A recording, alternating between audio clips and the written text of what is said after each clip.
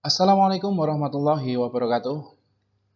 Kembali lagi bertemu dengan saya di media pembelajaran yang kali ini akan membahas ilmu pengetahuan sosial kelas 5, yaitu tentang kedatangan bangsa barat ke Nusantara.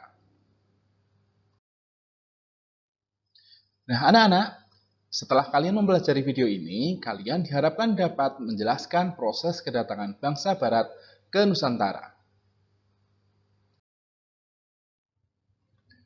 Pada abad ke-15, beberapa bangsa Eropa datang ke wilayah Nusantara. Bangsa-bangsa barat yang pernah datang ke wilayah Nusantara adalah Belanda, Portugis, Spanyol, dan Inggris. Tahukah kalian bangsa barat mana saja yang pernah datang ke Nusantara? Kita lihat timeline berikut ini. Yang pertama, Portugis mendarat pada tahun 1512 di Maluku. Kemudian yang kedua, Spanyol mendarat pada tahun 1521 di Maluku. Yang ketiga adalah Inggris. Mereka mendarat pada tahun 1579 di Maluku. Dan yang terakhir adalah Belanda. Mereka mendarat pada tahun 1596 di Banten.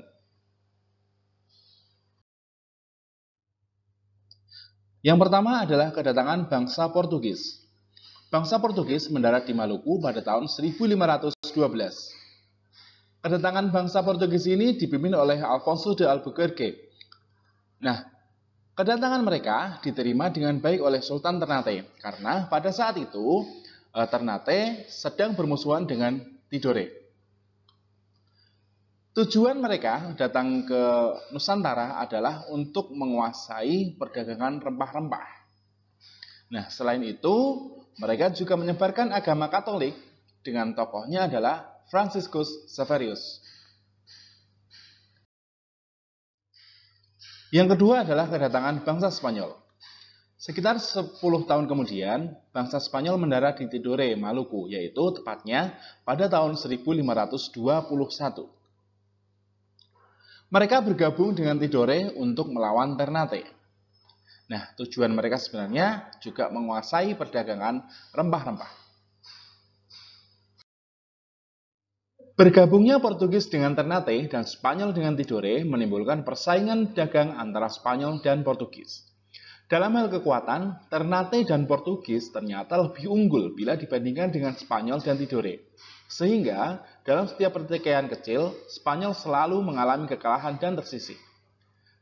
Nah, akhirnya atas prakarsa Paus diadakan Perjanjian Saragossa pada tahun 1529.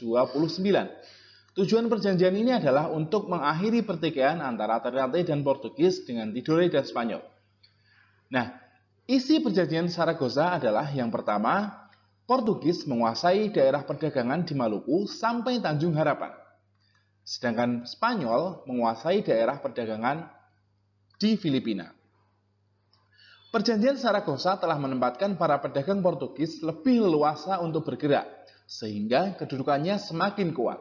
Sementara Spanyol tersisih dari perdagangan Maluku pada tahun 1534 dan menyingkir ke Filipina. Kedatangan bangsa Inggris. Bangsa Inggris mendarat di Ternate, Maluku pada tahun 1579. Kedatangan bangsa Inggris ini dipimpin oleh Francis Drake dan Thomas Cavendish. Tujuannya adalah untuk memborong rempah-rempah, kemudian dibawa ke Inggris. Nah, pengaruh Inggris tidak terlalu banyak karena Persekutuan Dagang Inggris atau EIC, East Indian Company, terdesak Belanda. Inggris kemudian menyingkir ke India atau Asia Selatan dan Asia Timur. Kedatangan bangsa Belanda. Bangsa Belanda mendarat di Banten pada 27 Juni 1596, dipimpin oleh Cornelis de Houtman. Karena banyaknya pedagang Belanda ke Indonesia, muncul persaingan di antara mereka sendiri, sehingga pada tahun 1602 didirikan VOC atau Verenigde Oost-Indische Compagnie. Nah, Gubernur Jenderal pertama VOC ini dijabat oleh Peter Both. Peter Both kemudian mendirikan pusat perdagangan VOC di Ambon. Namun, Karena melihat wilayah yang kurang strategis, akhirnya pusat perdagangan VOC dipindahkan ke Jawa, yaitu ke Jayakarta, yang kemudian diganti nama menjadi Batavia. Pada tanggal 31 Desember 1799, VOC dibubarkan karena perlawanan rakyat dan korupsi oleh pejabat-pejabatnya. Nah, anak-anak, mari kita simpulkan proses kedatangan bangsa-bangsa Eropa ke Nusantara. Yang pertama adalah kedatangan bangsa Portugis pada tahun 1512. Kemudian, pada tahun 1521, datang bangsa Spanyol. Selanjutnya, pada tahun 1579, Inggris mendarat di Indonesia. Dan yang terakhir, pada tahun 1596, Belanda datang ke Indonesia.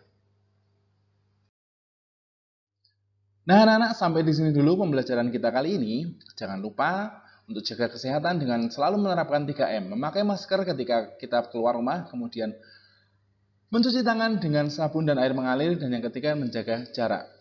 Nah, sampai jumpa di video-video berikutnya.